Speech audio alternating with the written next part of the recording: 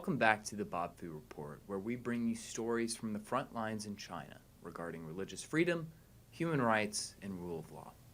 My name is Jonathan Dingler, filling in for Bob this week. Our first story is an update from Zion Reform Minister An Yonghui and church staffer Zhang Chenghao.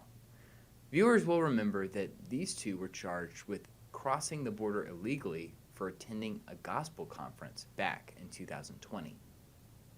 5 of their other co-workers were arrested and sentenced earlier this year. An and Zhang both received their verdicts on November 7th after spending nearly a year in detention.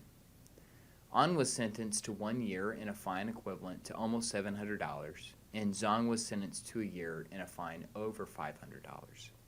However, their time in detention counts as time served, so An and Zhang will be released on November 21st. A lot has surrounded these two as they suffered in detention, including the authorities arresting both of their wives around the time of the trial, and the prison not allowing any visitors due to, quote, national security issues. God willing, these two will walk out of the prison by the end of November and return to their families. Please keep them in your prayers. Next, Shi Minglei, also known as Hope, recently started a petition against the American company Milwaukee Tool for involving Chinese prisoners in slave labor, including her husband. China Aid rescued Shi Minglei in April of 2021. Her husband, Cheng Yuan, worked as a human rights lawyer and ran a prominent law firm in China before his arrest. Authorities sentenced him to 5 years for subversion of state power. National security agents interrogated Hope with a black cloth over her head, and they placed her and her young daughter under house arrest. Since arriving in the United States, she has advocated for her husband in Washington, D.C., while caring for their daughter. Cheng Yuan wrote 3 letters earlier this year to his wife and family describing the difficult conditions in Qishan prison in Hunan province. Quote, I barely had any personal time. I worked in the workshop during the day, and my job was to operate the sewing machine. Every evening for 1 hour, I was forced to participate in studies and learn the superiority of socialism and experience the happiness of the great revival of China. Unquote. Hope learned from Li Mingche, a Taiwanese activist who was in the same prison as her husband, that the conditions were worse than depicted in the letter. Guards humiliated inmates and made life miserable for them, like calling roll in the middle of the night or sleeping in certain positions. After hearing from Li Mingche, Hope confirmed his details with other released prisoners and discovered her husband was used as a slave laborer for Milwaukee Tool. Here's Hope. Quote, yes, my husband Cheng Yuan is subject to slave labor in Qishan Prison Workshop, Hunan Province, China, to produce Milwaukee products every day. Due to the long-term forced labor conditions and lack of protective measures for workers, my husband now has severe back, shoulder, and lower back pain. His hair has all turned white. He has lost a lot of weight, and he now weighs less than 110 pounds. Wow. If you're watching this on YouTube, you can click the link in the description, or you can visit our website, ChinaAid.org, to view the petition and sign. Finally, for our main segment today, I will be speaking with Sujo John, the founder of YouCanFreeUs. YouCanFreeUs is an international human rights organization that fights modern slavery around the world through advocacy, rescue, and rehabilitation. And they're mostly stationed in India. Sujo is the founder of YouCanFreeUs, and his most recent initiative has been to mobilize the global financial investment community to create a slavery-free world. He was also a Christian survivor of the 9/11 attacks in the World Trade Center. I've known Sujo personally since the founding of YouCanFreeUs back in 2010. I hope you thoroughly enjoy our conversation and take a lot out of it, including the expansiveness of human rights violations, not only in India, but in China, but also the human trafficking industry and how evil it is. But more importantly, I hope that you see that even in the midst of these dark times, that the gospel still is carrying on hope for so many across the world. And we're joined by Sujo John of YouCanFreeUs. Thank you, Sujo, so much for joining us. Hey, great to be with you, Jonathan. Awesome. So I just told our viewers a little bit about you, but help us understand, how did you get from where you were, where were you to begin with, and how did you end up with YouCanFreeUs? Well, before that, I have to say, Jonathan, I've known you for a long time. It's so cool to do this with you because I've known you since you were a young teenager, or maybe even younger. Probably you were 10 or 11 when I first know you, because your parents are very close friends of mine. So we have that relationship going. And it's so cool to see you doing the work of the Lord and involved in a ministry like China Aid. So it's just a surreal moment for me, seeing you young and now to see you grow into a young man and doing this. It's so cool. So yeah, my part with YouCanFreeUs is, I have my own personal story of what kind of opened my eyes to some of the things that goes on in our world. Prior to that, having experienced that, I was living a very selfish life, and I had my own idea about what I wanted to do with my life. I wanted to chase that American dream. I came here as an immigrant from India, and I wanted to make money. But everything changed for me on September 11, 2001. Me and my wife, we both worked at the World Trade Center. Me on the 81st floor of the North Tower, my wife on the 71st of the South Tower, and she was 4 months pregnant. And that fateful day that changed the world forever, it would be my wake-up call. And we survived what happened that day. But post that, a lot of media took a hold of my story, and people started calling me to share my experience. And in that, as I started traveling across America and the world, here's what happened. Firstly, I fell in love with America as I traveled across this country. And secondly, as I traveled around the world, I saw the deep needs that's out there. And as a follower of Jesus, I felt very called to be trying to do my part in answering some of the problems in our world. And so part of that journey took me to India. And I was actually interestingly on a trip with a group of women and their daughters from our local home church at that time. And interestingly, on that trip, Jonathan, was your sister and your mom. They were with That's me. right. And on that trip, we went to the red light district in New Delhi, and we saw something that we had never seen before, or unheard of almost.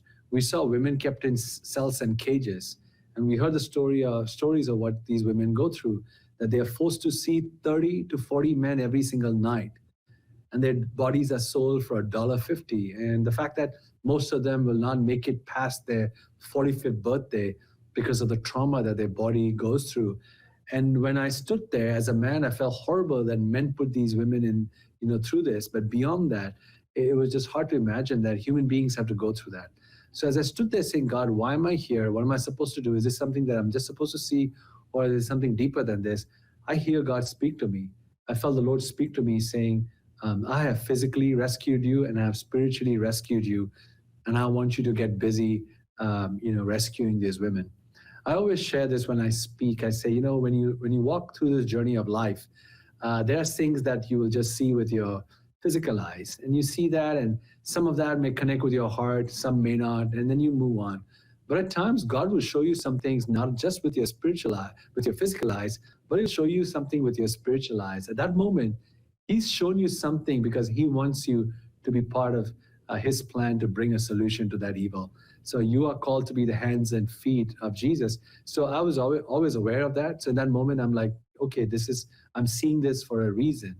And we came back, and your mom was part of this team. We came together and we said, well, we had to see this for a reason. We had to see this to be the solution to this problem. And so we put together YouCanFreeUs. So that happened almost 12 years ago.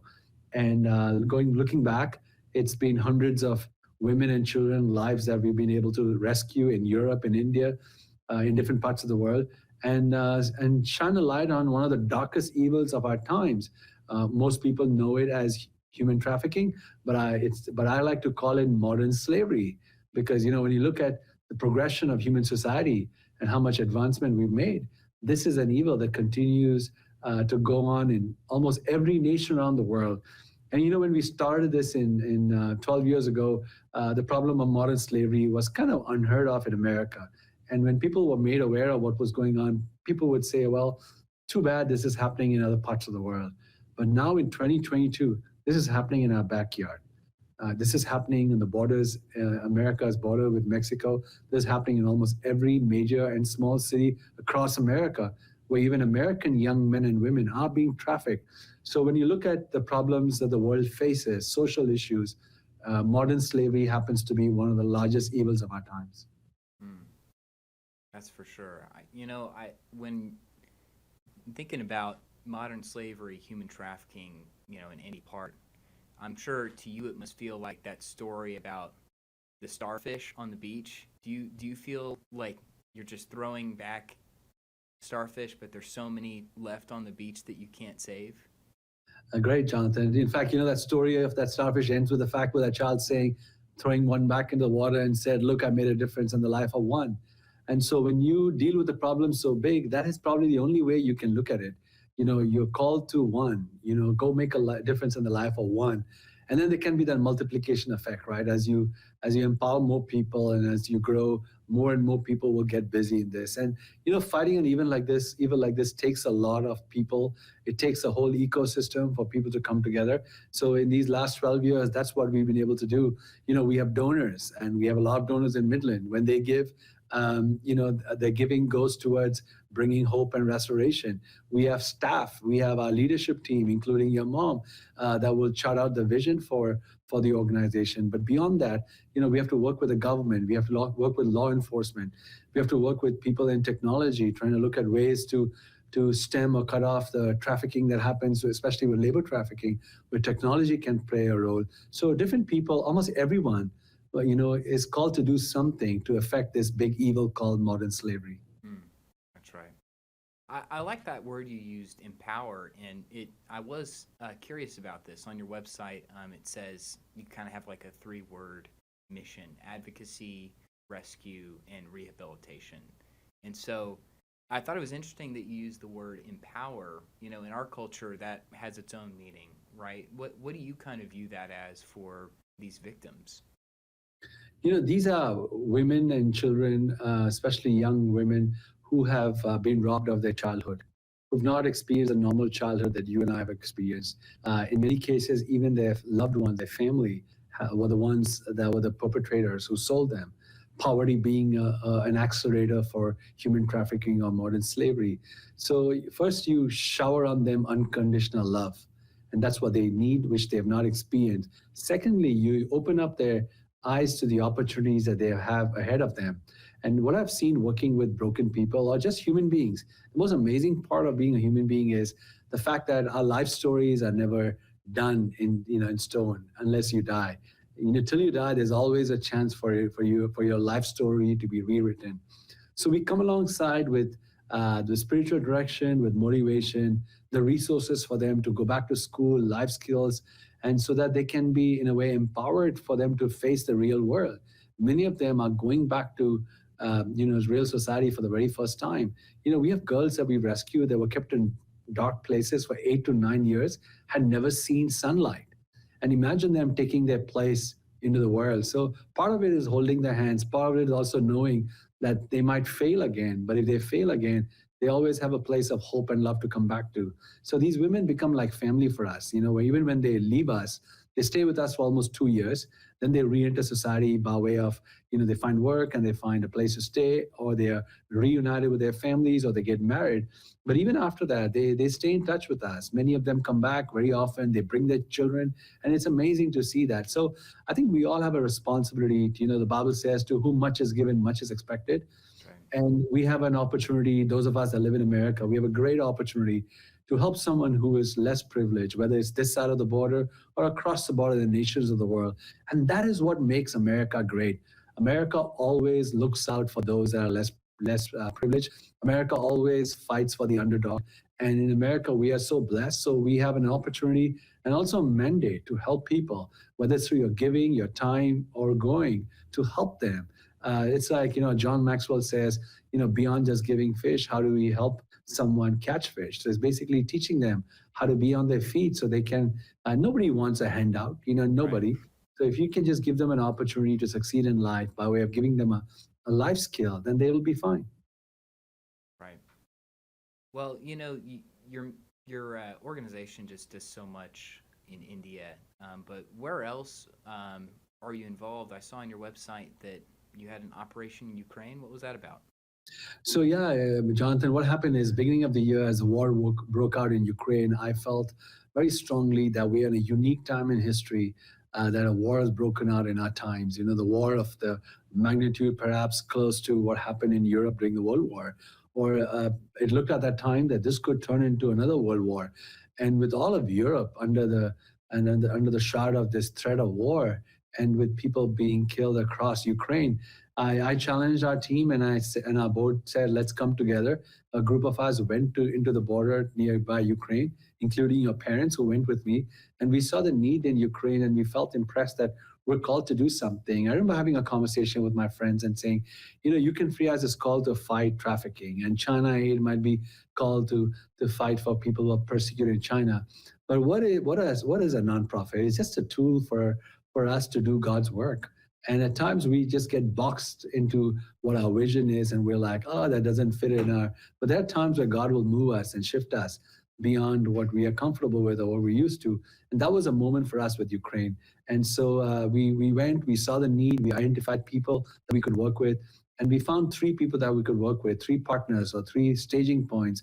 One was in Romania, one was in Moldova, and the other was in Ukraine. So we started sending supplies, food, relief supplies by way of medical supplies, you know, tents, generators, because many of the power plants were blown up, and we started sending generators across Ukraine.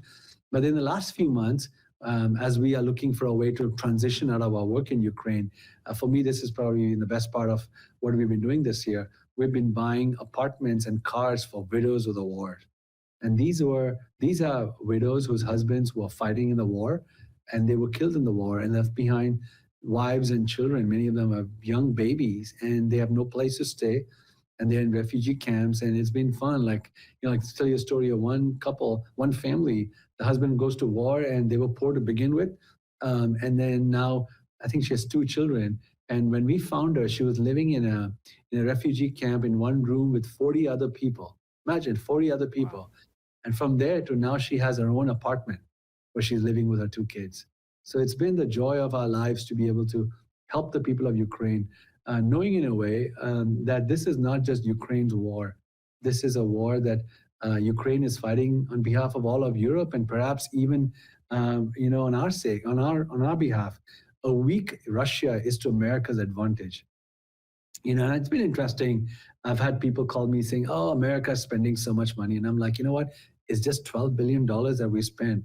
Think of how much money Americans and American government is spending on the Green New Deal. It's hundreds of billions of dollars that's going to waste. So what's $12 billion to make sure that these people, their country is not robbed of them, but more importantly, that Europe is safe and also America is safe. So a weak Russia is to our advantage. It'll be to the advantage of your generation, Jonathan. So it's a small price we are paying. And the best part is those poor Ukrainians, they are the ones fighting the war.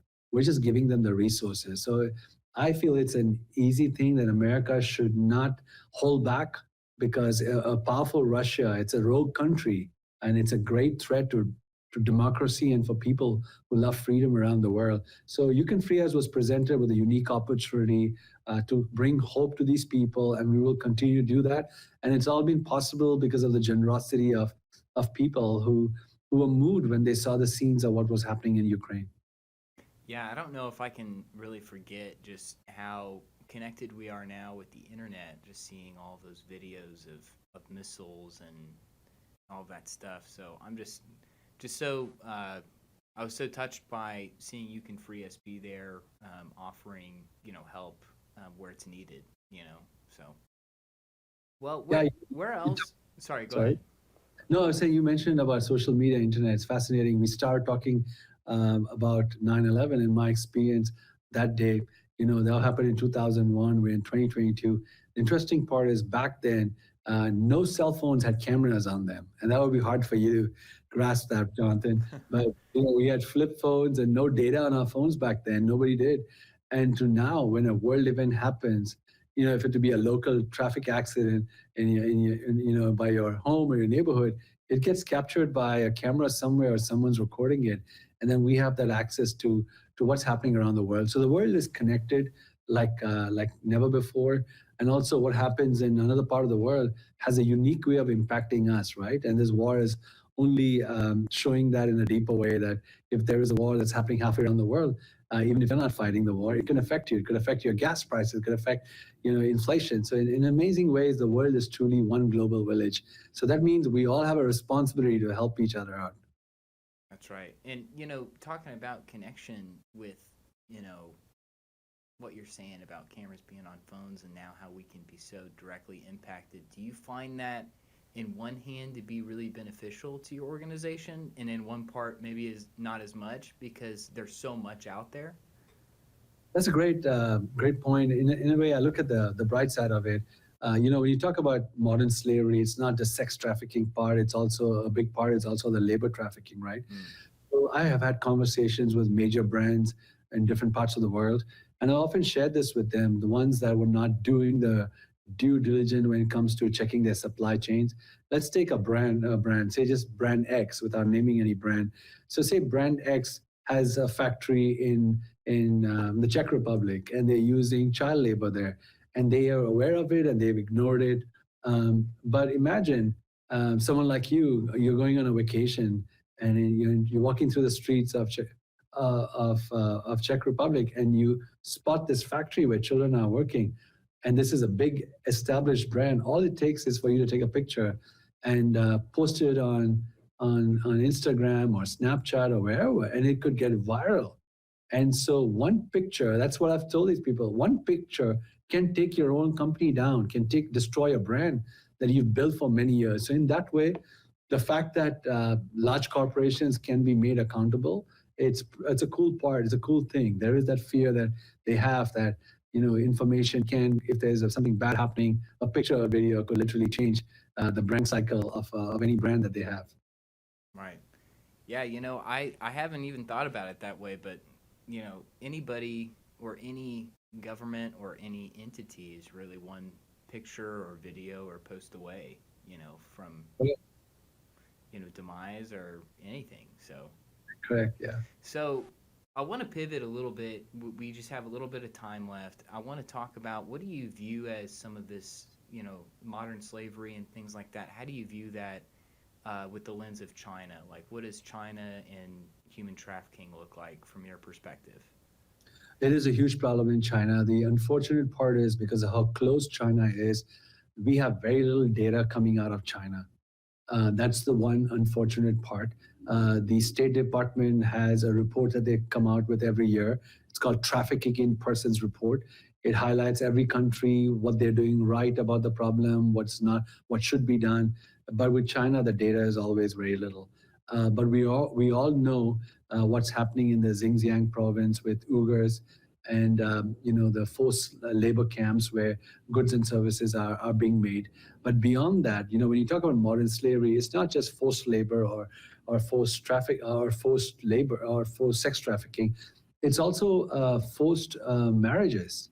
And China, and it's 22 million people are, almost 50 million people in slavery, and almost 22 million people are in forced marriage.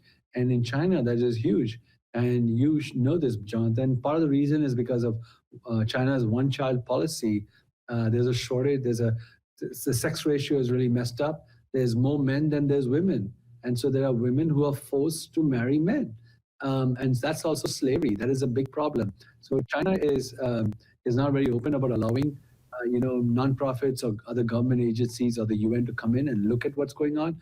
But we've created this monster in a way, if I could say that. Part of it is G20 countries consume some $350 billion worth of goods and services that could have been touched by slavery. That's a big number, $350 billion. Now, why is that? The last 20, 30 years, we've had this insatiable thirst or appetite for cheap goods and services. At least till about 10 years ago, nobody cared about where this product is coming from as long as it was cheap. Right. And that has accelerated the fact there are sweatshops and these places where people are being abused across China. And at least there's a great awareness coming to that. And the US government has actually passed a law, as you might be aware, about companies that buy stuff from Xinjiang province.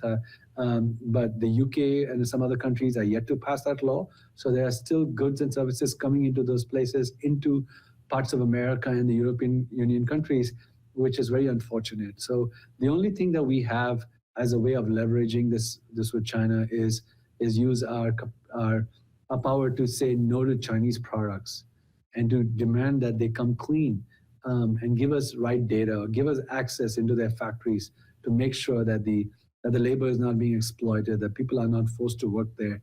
Until we do that, China will get away with this.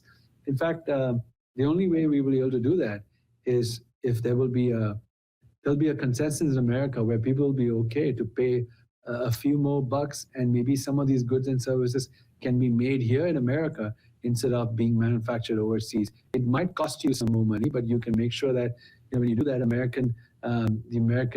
American consumer can be at peace knowing that these goods have not been touched by slavery, and that this has gone to create jobs in America and not in China. Yeah, I don't think people realize how pervasive it is. Just how much is made from forced labor. We recently had a story that one of the human rights lawyers, his name is Cheng Yuan, he's in prison and he is making products for Milwaukee Tool. He's making like work gloves, and then one of our other contacts, they were in China during the 90s in prison, and they were doing the packaging for Dove like chocolates. It's just I don't think people realize. So what do you say to those people that, some folks, they stop buying those products. Some folks, it's too much to keep track of. What do you say to that kind of that dilemma? The only way is awareness, and what can happen is, consumers can actually put pressure on the large American companies from whom we buy stuff, say a Walmart, or you talk about Unilever that makes, stuff, home good stuff. Any company that gets stuff from China, I think we should ask them for if they have a modern slavery statement, if they have something that shows that they have verified their supply chain. And if they have not, it's time for them to clean it up, and then only embrace brands that have a modern slavery statement, that make it very visible online on their website or others where they source their stuff from, and they have a mechanism in place to make sure that it's not tainted. That is the only way, and the pressure should come from the consumer, where if you demand that, these brands and corporations will have no choice but to make sure that they check into their supply chain. Very insightful. Thank you, Sujo, so much for joining us. We'll leave you back to saving the world. But thank you so much for joining us on the Bob Fu Report today. Thank you, Jonathan. We're all in together, and congratulations for what you guys do at China Aid. It's such a big country, so thank you for speaking up for the voiceless. And that's what we're called to do. Like, all of us are called to be that voice for those that do not have a voice, because Jesus loved them all. That's right. Thank you so much, Sujo. Take care.